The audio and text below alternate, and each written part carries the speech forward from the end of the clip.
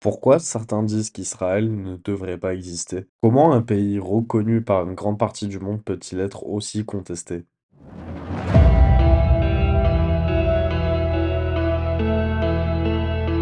Et surtout, est-ce que cette contestation est liée à l'histoire ou à autre chose? Eh bien, pour comprendre cela, il faut remonter très très loin. Bien avant aujourd'hui, bien avant les conflits modernes. On va parler d'un peuple, d'une terre, d'exil, de guerre et de décisions politiques qui ont changé le monde. Le peuple juif est présent dans la région qu'on appelle aujourd'hui Israël depuis l'Antiquité. Mais cette présence va être très bouleversée. Au 1er siècle, après des révoltes contre l'Empire romain, une grande partie de la population juive est expulsée de la région. C'est ce qu'on appelle la diaspora, un peuple sans terre, dispersé à travers le monde.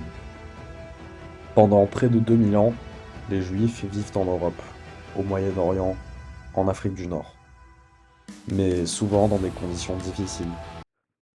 Discrimination, expulsion, violence.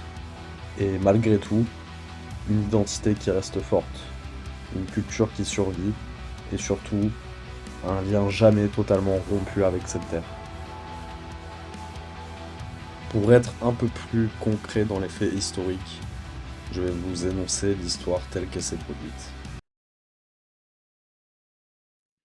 Vers le premier millénaire avant notre ère, des royaumes hébreux existent dans la région appelée Canaan.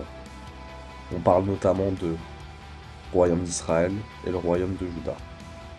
La ville de Jérusalem devient un centre religieux majeur, mais cette région est constamment convoitée. Elle est successivement dominée par les Assyriens, les Babyloniens, les Perses, puis les Grecs et enfin les Romains. En 70 après Jésus-Christ, après une révolte juive contre Rome, le second temple de Jérusalem est détruit par les Romains. Un mouvement politique apparaît, le sionisme, porté par Théodore Herzl. Son idée est très simple, créer un État pour les Juifs, principalement en Palestine, alors sous contrôle de l'Empire ottoman. Après la Première Guerre mondiale, l'Empire ottoman s'effondre. La région passe sous contrôle britannique. En 1917, la déclaration Balfour soutient l'idée d'un foyer national juif en Palestine.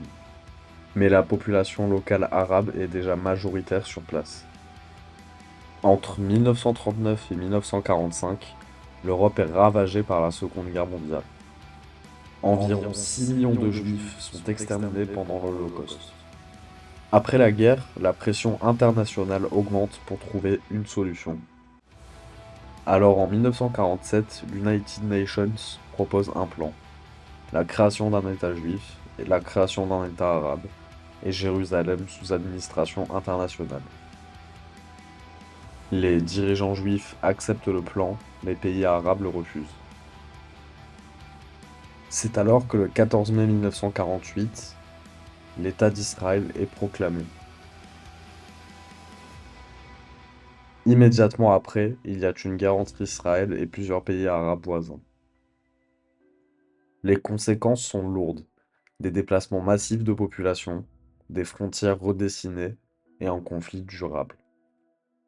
Et depuis 1948, il n'y a que des guerres régionales, en 1948, en 1967, en 1973.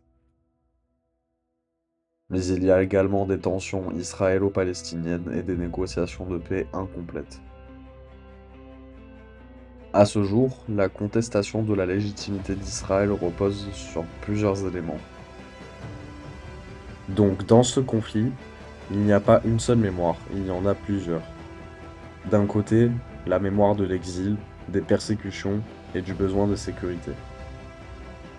La mémoire des déplacements, des pertes territoriales et des tensions qui ont suivi la création d'un nouvel État.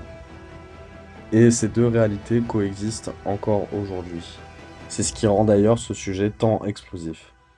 C'est que chaque camp s'appuie sur une lecture différente de l'histoire.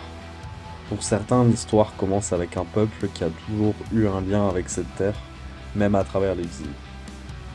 Pour d'autres, elle commence surtout au moment où les populations locales vivaient déjà sur ce territoire.